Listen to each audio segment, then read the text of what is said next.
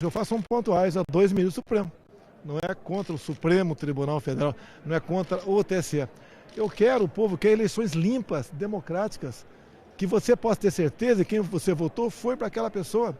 Eu comprovei na segunda live fraudes, né, invasões de hacks, confirmado pelo próprio TSE. Como é que o senhor viu o cancelamento da reunião entre os três poderes? Primeiro, eu não fui notificado que ia ter reunião. Havia sido há 2 semanas, né? Mas eu tive um problema médico e baixei o hospital. Agora eu estou pronto para conversar com o ministro Luiz Fux. Missão nossa, né? Nos entendemos para o bem-estar da população. Agora, as críticas que eu faço são pontuais a 2 ministros do Supremo. Não é contra o Supremo Tribunal Federal, não é contra o TSE. Eu quero, o povo quer eleições limpas, democráticas, que você possa ter certeza que quem você votou foi para aquela pessoa. Eu comprovei na segunda live fraudes, né, invasões de hacks, confirmado pelo próprio TSE, pelo próprio Giannini, que era o pai da urna eletrônica, o pai do voto eletrônico, que foi demitido depois de certas investigações e foi trabalhar onde? Horas, bolas, meu Deus do céu, com o próprio ministro Barroso, com uma assessor especial. Não tem briga entre os poderes. O que o povo quer, e nós devemos atender à vontade popular, é uma eleição limpa, um voto democrático, com a sua contagem pública. Existe algo mais democrático do que isso? A alma da democracia é o voto, mas o voto tem que ir para aquela pessoa. Não queremos ter dúvidas por ocasião das eleições do ano que vem. Não falta recurso. Já está acertado com o Paulo Guedes. A própria urna que está aí tem um plug para você botar uma impressora. É sinal que lá atrás, quando ela foi feita, existia essa possibilidade. Outros países que usam urna eletrônica, a grande maioria, quase todos, não é de primeira geração. A nossa tecnologia é dos anos 90. Imagine se os bancos usassem a tecnologia dos anos 90. Ninguém teria garantia que o seu dinheiro, sua conta bancária, não tivesse sido movimentado. Que briga? Qual é a briga? Quem é democrata, quem não é? Exatamente quando o senhor falou em agir fora das 4 linhas da Constituição. Até o momento, eu tenho agido dentro das 4 linhas da Constituição. A gente não pode, o outro lado, alguns do outro lado, agir fora. Com argumentos. Não fica a pergunta, isso quer dizer, cara. Tá? Então o que acontece? Nós queremos, eu vou continuar sempre a agir dentro das 4 linhas. Espero que o outro lado volte para dentro das 4 linhas. Nós queremos a democracia, respeito, tá? Respeito à Constituição, em primeiro lugar, que não está sendo respeitada. Tá? Deixar de querer, usando o poder da força para intimidar, a brinquedo de fake news. Pelo amor de Deus, fake news é o próprio ministro Alexandre de Moraes. Deixa eu terminar. Ele abre inquérito, ele julga, ele colhe informações, ele condena. Que negócio é esse? Sem ouvir o Ministério Público? Que falta de respeito com o chefe do Poder Executivo? O que você tem de mim contra o ministro Alexandre de Moraes? Nada, não tem nada. Ele entra nessa briga por nada. Agora, o que ele tem feito nesse inquérito do fim do mundo, ele não tem cabimento. Prendendo o parlamentar. Ou respeitamos a Constituição ou não. Alguém sabe o que diz o artigo 53 da Constituição? Que os deputados e senadores são civil e penalmente invioláveis por quaisquer palavras, opiniões e votos. Ponto final. O que é quaisquer? Quaisquer. Se extrapolou, vai na justiça. Pede danos morais. E não tirar a liberdade de parlamentar, prender um colega de vocês. Não interessa quem seja esse jornalista. Prendeu o jornalista por ter feito matérias contra o Supremo. Ora as bolas, criticam todo mundo. Eu, igreja, legislativo, quando você critica uma decisão do Supremo, isso é atentar contra a democracia? É jogar, tentar dar um golpe, porque você quer eleições limpas? Eu acho que se falar em golpe, não quero nem falar nisso. É o outro lado que dá. Porque, afinal de contas, as urnas são inauditáveis. Como diz um parecer de auditorias do PSDB de 2014. Como diz 2 laudos da Polícia Federal. Como eu demonstrei agora sim, provas. Estão ali. Quem forneceu as provas? O próprio TSE. Quem é que não quer eleições limpas? Nós temos que ter certeza em quem nós votamos, o voto foi para aquela pessoa. Afinal de contas, o candidato, nós sabemos da profunda amizade, né, e lealdade que ele tem ao Lula, o Lula não pode ir na esquina comprar um pão na padaria. não pode fazer o que eu faço. Como é que ele tem 49%, segundo o Datafolha, eu tenho 25%? É simples. Um voto auditável e seguro é a garantia, se o Datafolha tiver certo, que o Lula vai ser eleito presidente. E todo mundo tem que aceitar a eleição de uma pessoa numas eleições limpas, honestas, que seja realmente possível de auditar, saber de que o voto, a eleição, o voto de cada um brasileiro, do mais humilde ao mais abastado, foi exatamente respeitado dentro das urnas e fora dela, depois da sua contagem. Presidente, Arthur Lira colocou que pode ir a plenário, embora não tenha passado a PEC lá na comissão. Qual que vai ser a articulação do governo agora com a Câmara dos Deputados? Você poderia me responder por que a PEC não passou na comissão? Não houve alterações. Não houve alteração. Não, você da imprensa sabe. Tá? É porque o ministro Barroso foi para dentro do parlamento, reuniu-se com vários presidentes e líderes partidários e no dia seguinte a maioria das autoridades passaram a trocar os integrantes da comissão. E trocar para botar gente, para votar contrário. Isso é democracia? Com que interesse? Eu quero saber qual o poder de persuasão do senhor Barroso. O que ele tem que ele olha nos olhos da pessoa e atrai? Porque ele não diz para mim o que ele falou lá, quem sabe ele me convença. Você sabia que o senhor Janine foi convidado para participar dos debates da comissão especial da PEC do voto impresso? Se negou a ir para lá? Que ele agora é o assessor especial do Barroso. Então o homem que 15 anos foi o dono da bola dentro do Supremo, não quis participar de um debate em comissão. E às vezes que a comissão, uma vez a comissão for para lá, não deixou que entrassem técnicos de informática, apenas deputados. A caixa preta do TSE, eu falei para vocês sobre São Paulo, 0,39% apurado, teve uma classificação do primeiro ao oitavo, cada um com percentual de voto, e quando o sistema destravou, foi de 0,39% para 100%, desconsiderando as casas decimais, foram exatamente os mesmos percentuais. Isso é fraude. Isso pode acontecer? Pode. Uma vez em 1 trilhão de anos, com eleições diárias. É quase ganhar na Mega Sena meia dúzia de vezes consecutiva. Nem o João Alves, né, aquele deputado do passado, que ganhava tanto na loteria, conseguiu um feito desse. Onde chega numa prova? Somatórias de indícios. Que indício maior do que isso? Vários vídeos de gente do povo indo votar e reclamando. Olha, apertei 1, aparecia nulo. Apertei 17, aparecia a cara do Haddad. Quantas pessoas? Centenas de pessoas. O contrário não acontecia. E eu, no meu entender, ganhei porque tive muito voto. Agora, vamos acabar com essa dúvida, senhor ministro Barroso. Vamos acabar com essa dúvida. Qual o problema do voto impresso? Será que pela primeira vez na história vamos ter realmente eleito pessoas que o povo quer que seja eleito? Está com medo de quê, ministro Barroso? Do voto, da democracia? Ele não é dono do mundo, não. E eu não posso admitir ameaças dele. Tá? Como vejo ali, se é verdade, eu não sei, veio da mídia, inelegível. Peraí, o cara roubou a nação, roubou tudo. Condenado em 3 instâncias. De repente ele é reabilitado. Vai concorrer, vai bater um pênalti sem goleiro? Isso não vai acontecer. Nós exigimos eleições limpas, democráticas. Talvez, né, parece que tem um ato para 7 de setembro na Paulista, eu estou estudando a possibilidade de ir para lá. Será que se botar 1 milhão de pessoas na Paulista não vai ser o suficiente para mudar de ideia?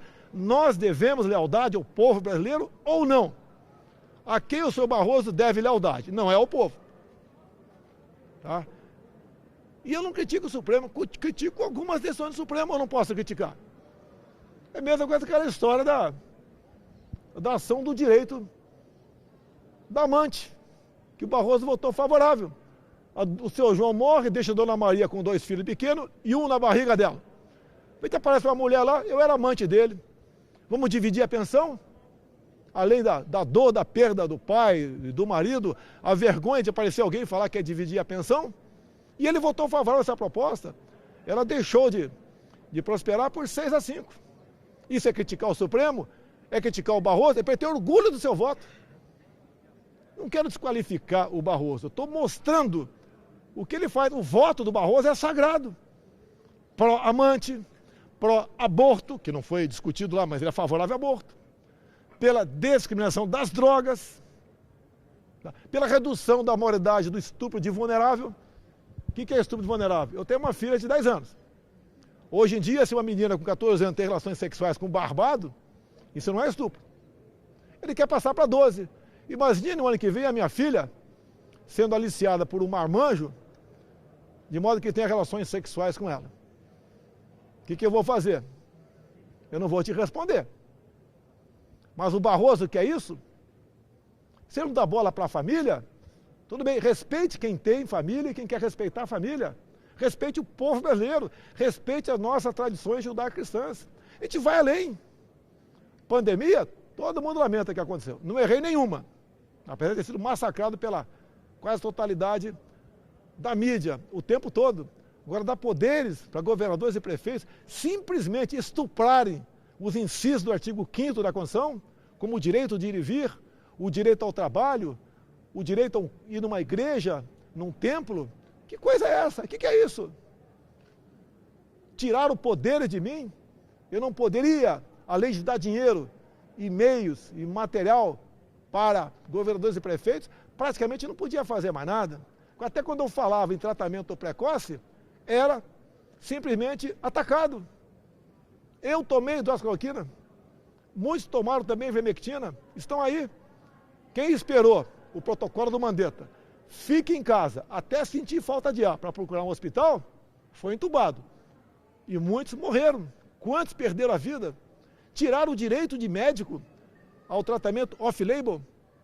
É mais do que um direito, é um dever do médico buscar uma maneira de curar aquele paciente ou diminuir a dor dele com o consentimento da família quando não se tem algo comprovado cientificamente.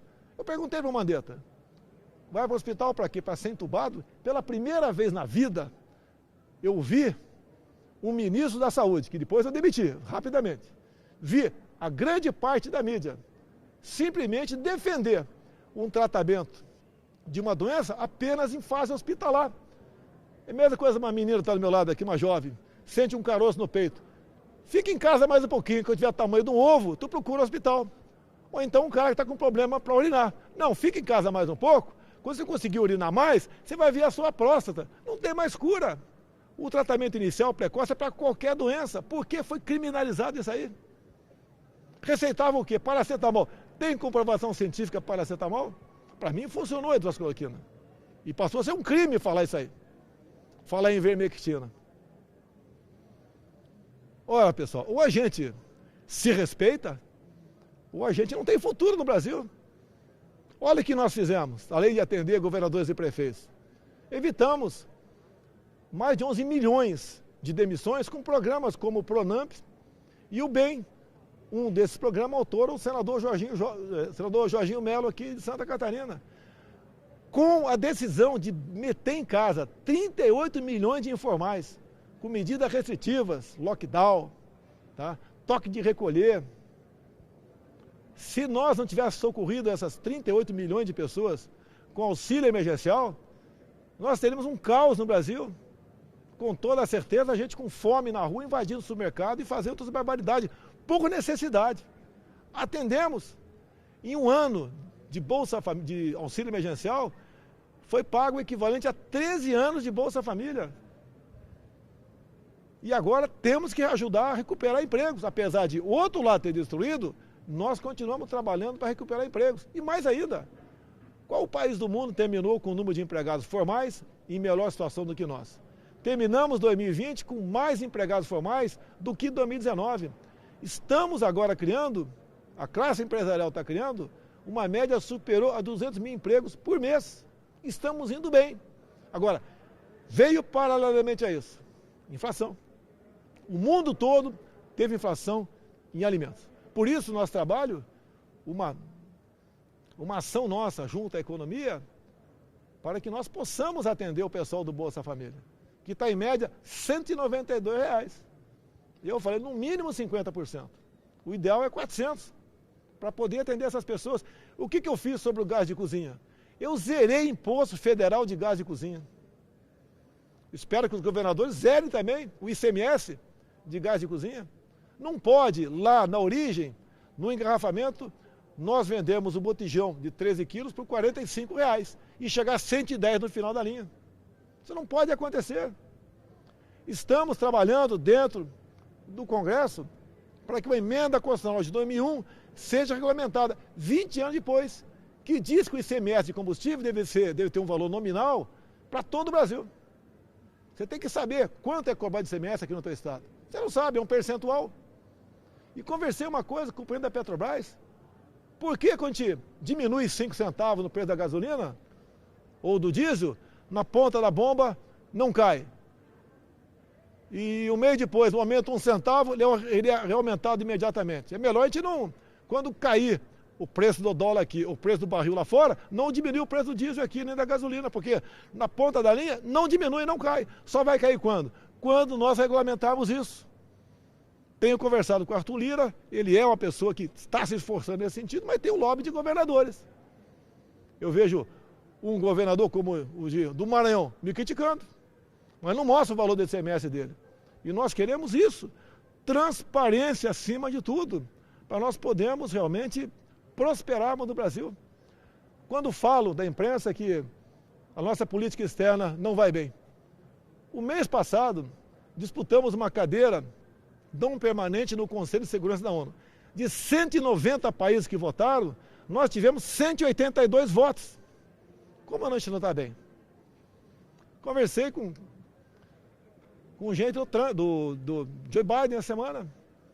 Tá? Queremos nos aproximar dos Estados Unidos, como tinha feito com o Trump. Nós buscamos parcerias com o mundo todo. Tá? Foi excelente a conversa, nada mais além disso. Tá? Reservada, se é reservada, não tem off, nem tem conversa. Tá? É reservada.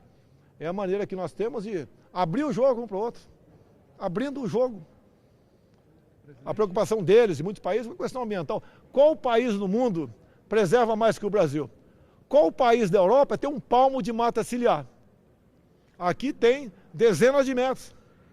A Amazônia não pega fogo. O que é úmido não pega fogo, pega a periferia. Em grande parte, é gente que todo ano toca fogo como subsistência. É o caboclo, é o indígena. Agora, por que nós não conseguimos controlar isso efetivamente? Que nos 2 primeiros anos, quando estava o Rodrigo Maia, presidente da Câmara, ele boicotou proposta nossa para regularização fundiária. Agora está avançando esse projeto. O que nós podemos, em poucos anos, qualquer foco de calor em qualquer lugar do Brasil, você ter o CPF daquele fogo, que é o dono daquela propriedade. A gente vai indo cada vez mais para frente. Estamos estimulando cada vez mais os indígenas a plantar. Não começou comigo, mas começaram com o outro governo, com os parecis. Depois vieram os baiquiris. Estive lá com os Yanomamis, com os tucanos. Estão plantando. Estamos trazendo o índio para o nosso lado. O índio é exatamente igualzinho a qualquer um de vocês. Em 2 vezes, em 2 aldeias que tive, quando perguntei o que vocês precisam, gritaram, internet. E levamos a internet para lá, menos de um mês depois, com o Fábio Faria. Então a gente está realmente trabalhando para tirar o Brasil dessa situação. Nós somos aí dos países que mais sofreram a economia, nós fomos o 5º, que menos sofreu. É um bom resultado? Sim, um excelente resultado. Não falta ações, iniciativas da nossa parte. E vamos continuar trabalhando dessa maneira. Estou encerrando, por favor. Se o jogo sair fora das 4 linhas, quais vão ser Não vou responder o sim para você. Presidente, sobre a sua visita então a Joinville, né? A gente espera que ninguém saia das 4 linhas, tá? Se sair um dia, eu não vou ser o primeiro, pode ter certeza. Presidente, Joinville é a maior cidade do estado, 3ª maior economia do sul do Brasil, né? Qual é a visão do governo federal agora com essa visita, conhecendo um pouco mais as demandas aqui da nossa cidade? Aqui tem uma bancada excepcional de deputados e senadores. Estou com alguns deles comigo aqui. Jorginho Meles, Piridinho Amin, Coronel Armando, vários aqui. É um entrosamento muito bom entre nós. É um estado realmente que economicamente é exemplo. Temos um empresário para mim aqui que é meu ídolo, o Luciano Hang, da Van. Tá? E a vinda aqui é sempre a gente sentir o termômetro, não só dos empresários, bem como do povo, quando passo conversando com todo mundo. Tá? Mas é o trabalho meu. Ninguém faz o que eu faço. Ninguém está no meio do povo. Mesmo durante a pandemia, estive no meio do povo. Fui em comunidades, fui em favelas. Vi o que o pessoal tinha dentro de casa e alguns dentro da geladeira. Só quem anda no meio do povo sabe das suas necessidades. E eu sempre fui do grupo de risco pela idade. Presidente, em relação a BR-280 nos pedidos é a celeridade nas obras. Como que o senhor vê esse pedido? Alguma Está em chance? obra. O bizu aqui, está aqui. Eu tenho um áudio do Tarcísio aqui, que eu posso te passar, porque é um áudio técnico, né?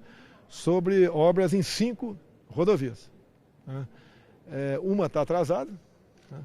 Outras estão dentro do programado. Agora, o orçamento do Tarcísio é por volta de 8 bilhões para o Brasil todo, para 8 milhões e meio de quilômetros quadrados. Não é fácil. Temos também as emendas de deputados, que eles têm colaborado nesse sentido, tá? Para a gente buscar a solução. Sabemos que a infraestrutura está bastante ruim aqui no estado. Agora, essas questões acontecem ao longo de anos, né? Com menos recursos, estão fazendo muito pelo Brasil. Inclusive, né, sou motociclista. Né? Todas as novas concessões, pedágio para motocicleta será zero. No corrente ano, duas grandes rodovias de Minas, grande parte da malha do Paraná, a Rio Santos também zero até o final do ano. Estamos ajudando. E fizemos as contas, né? Quanto custava isso aí para as concessionárias? Menos de 0,5%. Na verdade, dá 0,4% do arrecadado. E nós estamos ajudando o motociclista, principalmente aqueles que vivem na pista, né? Para ganhar ou tirar seu ganha-pão. Tem rodovia no Brasil, não peça com o Estado, que o pedágio de moto é R$ 9. Acordo lá de trás que você tem que respeitar, tá? Mas por ocasião da renovação desses contratos, estamos agindo nessa direção. Pô, vontade eu tenho, cara. Vontade eu tenho. A hora que eu raramente tenho um momento de folga, né? O gasto é alto, mas a segurança minha é cara em qualquer lugar. Assim como durante a campanha, eu tinha uns 40 policiais federais do meu lado, não é porque eu queria, né? É porque a lei determinava que eu era o candidato com maior potencial de risco de morrer, ou de ser assassinado. Isso aconteceu. Faltou pouco. E hoje, tá? fica por Joinville? Vou dormir no hotel de trânsito militar, quando não é possível, durmo num quartel, um colchão no chão. A ideia sempre é não gastar recursos. Tá? E fico aí amanhã, dar um passeio de moto, tá convidado aí. Vocês todos convidados aí. Presidente, o senhor vai fazer contato com o ministro Fux? Não vou fazer, né? Depois do pronunciamento dele, eu aguardo um comunicado dele. Eu sei que ele já ligou para alguns ministros meus. Tá? Não sei o que ele tratou ainda, vou conversar. Não precisa ligar para ministro não, ele tem meu telefone. Eu mostro aqui meu telefone do Fux, sem problema nenhum. Nós temos que engolir sapo muitas vezes, para o bem da população, para o bem da democracia. E outra coisa, pelo amor de Deus, eu não estou errado no voto impresso. Ninguém é mais democrata do que eu. Tudo que me acusaram de fazer no passado, que iria fazer, não fiz. Eles é que estão fazendo. Qual o medo de um voto democrático, uma contagem pública? Qual o problema? Qual o problema? Ninguém vai botar a mão no papel, cai diretamente dentro da urna. Qual o medo? Qual o problema? Para que temos dúvida por ocasião das eleições? Até o próprio Lula contra o voto impresso, né? Pô, se ele tem 49% segundo o Datafolha, ele está eleito, poxa. E o voto impresso vai dar garantia que ele está eleito. Qual o medo? O que pode estar armando? Porque se você pegar qualquer garoto de informática, repito aqui, falar que o sistema é seguro, ele fala não. Entra na NASA, entra em tudo quanto é lugar. Um hacker ou uma pessoa, né, que inteira do assunto, ficou 8 meses dentro dos computadores do TSE. Só foi descoberto depois das eleições. Descoberto não. Ele falou, eu tive lá dentro. Esse cara esteve lá passeando, esteve lá mexendo aqui, lá, colar. Ele mexeu. Porque se não tivesse mexido, o senhor Janino, né, que oficiou e assinou embaixo, dizendo que os logs foram apagados, as impressões digitais foram apagadas pelo próprio TSE. É mesmo que você lembra do meu caso da interferência na PF, quando o ministro Moro falou que aquele vídeo da reunião minha tinha prova de interferência, lembra disso? Eu entreguei o vídeo. Tinham 29 palavrões lá dentro. Alguma prova daquilo? Zero prova. Se eu tivesse sumido com o pendrive, não vou entregar. Vocês não estão me cobrando até hoje, ó, não entregou porque tinha. Entreguei. Só tinha um ponto sensível ali que eu pedi para não divulgar. Isso é questão de soberania nacional. E aquele pedaço ficou de lado e não foi divulgado. O resto, o ministro Celso de Mello divulgou. Presidente, rapidamente, só para a gente poder encerrar aqui na Jovem Pan. CPI, O que o senhor tem a dizer referente a essa CPI? Olha, quem mandou abrir a CPI foi o ministro Barroso. Muita coincidência, né? Como esse homem atrapalha o Brasil? O que apuraram até agora? Ah, ia assinar um contrato. Está servindo para esclarecer muita coisa. Não acharam nada. Por vezes querem me rotular de corrupto. Não comprei uma dose de vacina da Covaxin. Não paguei um centavo. Corrupção por quê? E repito para vocês aqui. Emenda do senador Omar Aziz. Exatamente a emenda do deputado Renildo Calheiros, irmão do Renan Calheiros. Para um MP, relator Randolfo Rodrigues. Eles queriam estender para estados e municípios a compra de qualquer vacina sem certificação da Anvisa e sem licitação. Imagine a festa. Isso não tem preço. Parlamentares entraram com requerimento para convocar o senhor Carlos Gabas, o operador do consórcio Nordeste. Ele sumiu com 49 milhões para comprar respiradores e não recebeu um respirador sequer. A turma do Renan derrubou o requerimento. E o Renan disse ainda, a CPI não vai apurar desvio de recursos. Olha, se é para apurar desvio de conduta, tem que prender o Renan e o Omar Aziz, que nunca tiveram conduta nem respeito com a coisa pública. O próprio Omar Aziz, numa comissão lá, num dos depoentes, deputado estadual do Amazonas, botou o dedo na cara dele. O senhor desviou 260 milhões da saúde. Foi presa a tua esposa e 3 irmãos. O Renan Calheiros tem 17 inquéritos no Supremo. Que moral tem ele para investigar um rato? Não tem moral nenhuma. Zero. Mas o senador lá de Pernambuco, lá, o Drácula. Qual é o nome do Drácula? Alguém sabe? Senador Drácula? É isso, Humberto Costa. O vampiro, o homem que mais fraudava a Previdência quando era ministro, o vampirão, está lá cagando goma, dizendo que é honesto, só atrapalha o governo. Debocharam, humilharam mulheres profissionais que foram lá, como a Nise Yamaguchi, como a Mayra, lá trabalha conosco, é do Ceará. Uma covardia, vazam documentos, vazam quebra de sigilo. Olha só. A Rosa Weber manteve a quebra de sigilo de uma advogada irmã de um funcionário meu. Essa advogada nunca trabalhou comigo. Manteve a quebra de sigilo. Agora, a Rosa Weber e outros mantêm o sigilo do advogado do Adélio. Quer mais parcialidade do que isso? Aos poucos, o povo vai perdendo o respeito com instituições. Agem corretamente essas pessoas? Não agem, dão péssimo exemplo à sociedade.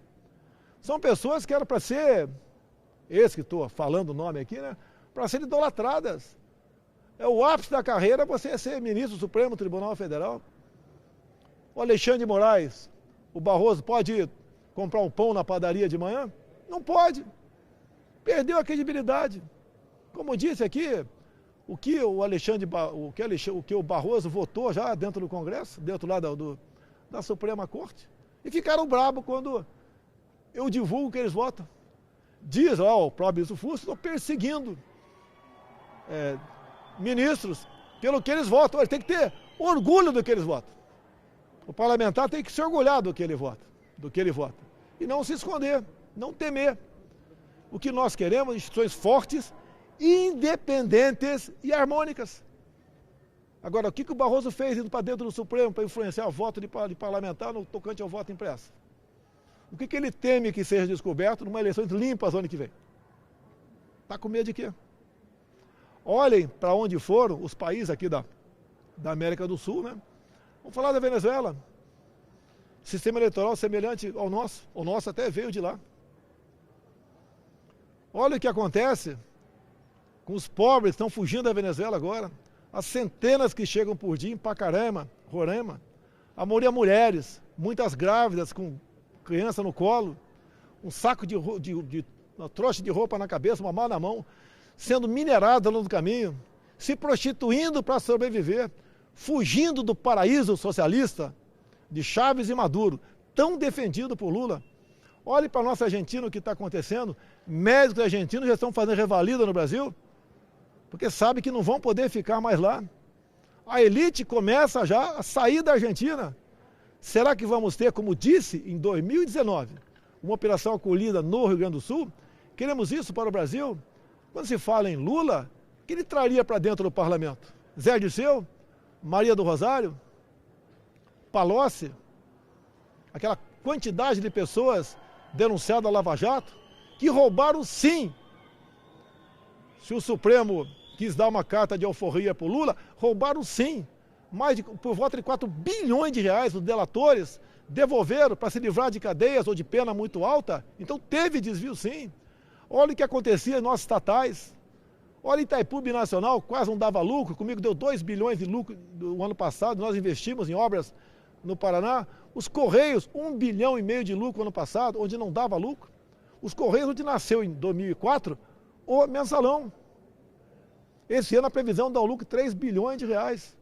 Olha o BNDES, peguei ontem do Montezano, para do BNDES, um relatório bastante resumido, para onde foi de verdade o dinheiro para que o BNDES deu para o governo do PT fazer obra lá fora. Cuba, eu vi no relatório, eu vou divulgar brevemente. Você sabe qual era a garantia do empréstimo de quase $1 bilhão para Cuba, com a garantia? Charuto. É bem sugestivo, né? Para enfiar na orelha, deve ser, né? $1 bilhão em charuto. Você sabe para a Venezuela, o emprestado para a Venezuela, quem era o avalista? Se o Chávez ou Maduro não pagasse como eles estão pagando, você sabe quem é avalista? Tesouro Nacional. Ou seja, vocês que estão me ouvindo aí. Vocês querem a volta disso? Era praticamente uma prostituição econômica a céu aberto no Brasil. É isso que acontecia aqui. Por que eu tenho tantos problemas e estou perseguido? Cada vez que você descobre um ninho de rato, você é atacado. Na transição, só balança a cabeça. Você mexe com Bitcoin? Só balança, não. Eu também não. Eu só sei que é Bitcoin, mas nada. Você sabia que a FUNAI tinha destinado, por ocasião da transição, 50 milhões de reais para índio aprender a mexer com Bitcoin? Isso é Brasil. O que nós vimos no Ministério do Turismo? Alguém pediu para a Fundação Getúlio Vargas, se uma cidade tal da França, poderiam ter um escritório lá da Embratur para mexer para divulgar o nosso turismo? A resposta emiolada foi não. Sabe quanto custou essa consulta? Se aquela cidade podia ou não receber uma agência nossa? 5 milhões de reais. Isso é Brasil. É isso que acontecia, nossa pátria querida. Você sabe quanto a FUNAI pagava de hangares pelo Brasil de aluguel? Anualmente? Importância maior do que o dobro do valor das aeronaves da FUNAI. Isso é Brasil. Aqui o Jorge Seife deve estar me ouvindo aqui. Quanto se gastava com os terminais de pesca no Brasil? Com seguranças fantasmas? Até o diesel subsidiado era desviado. Você lembra de uma ministra da Pesca de vosso estado aqui que comprou embarcações para ajudar na pesca no Brasil? Quanto se gastou? Que ela foi depois para os Estados Unidos com seu marido, nada contra. Um sargento do Exército Brasileiro, da banda, que não falava, mal falava, ou melhor, não sabia bulhufas de português, de inglês e foi para lá. Assim era o Brasil. Assim funcionava o Brasil. Um paraíso para os corruptos. Será que queremos a volta da corrupção e não vou falar a volta da impunidade, que parece que ela continua imperando aqui. Queremos a volta disso para o Brasil? Problema nós temos. Econômicos, problemas, maior crise ideológica da história do Brasil, isso afeta o preço da energia, no final da linha. Uma geada que deu um certo prejuízo relativamente grande para nós. Vem aí mais um aumento do milho, que influencia diretamente no preço da carne suína, no frango e no ovo. Conversei com a Tereza Cristina, vão ter que comprar milho transgênico. Já estou adiantando. Milho transgênico. O povo americano come frango e também consome ovo vindo daí, senão não temos como não esperar um aumento de no mínimo mais 40% no frango e no ovo. O pobre mal está comendo frango e ovo, sabemos das dificuldades, mas vem da pandemia, do maior consumo mundial. E para despedir aqui, aquela cadeira minha é muito cobiçada. É uma desgraça você estar nela. É dolorido, é triste, é difícil. Quando você quer fazer a coisa certa. Mas não esqueça de uma coisa. Os interesses no Brasil vêm de fora também. Se, suponha, um grande país colocar na minha cadeira alguém que tenha simpatias por esse povo, vocês todos podem esquecer o Brasil. Que isso aqui será apenas um fazendão daquele país. Muito obrigado.